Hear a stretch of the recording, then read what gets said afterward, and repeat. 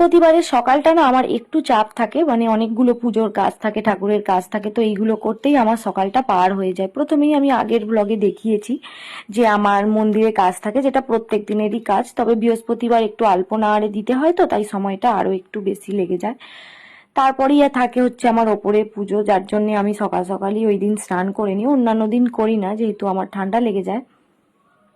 এই সমস্ত ঠাকুর বাকুরের কাজ বরাবর আমার শাশুড়ি মাই করতো, কিন্তু ওনার যেহেতু বয়স হয়েছে, হাঁটুরও সমস্যা আছে, তো উনি ওপরে তেমন একটা আর আসতে চান না। আমি কোথাও চলে গেলেও আমার হাজবেন্ডই পুজোগুলো করে, আগে আমার শাশুড়ি মা আসতো, আবার দিনের দিন আমি আমার হাজবেন্ডকেও শিখিয়ে দিয়েছি, তো এখন আমার কিছু সমস্যা হলে ওই ওপরে পুজোটাও করেই নেয়।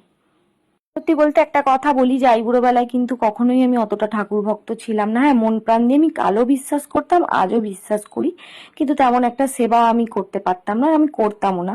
সমস্ত যে পুজো দেওয়া এগুলো আমার দিদি আমাদের ও বাড়িতে করতো, কিন্তু এই বাড়ি থেকে মানে বিয়ে হওয়ার পরের দিন থেকেই এই সমস্ত দায়িত্বগুলো নিতে নিতে এখন আমার এইগুলো ডেলি লাইফের রুটিন হয়ে গেছে, যেগুলো না হলেও হয়তো আমার আর চলে না।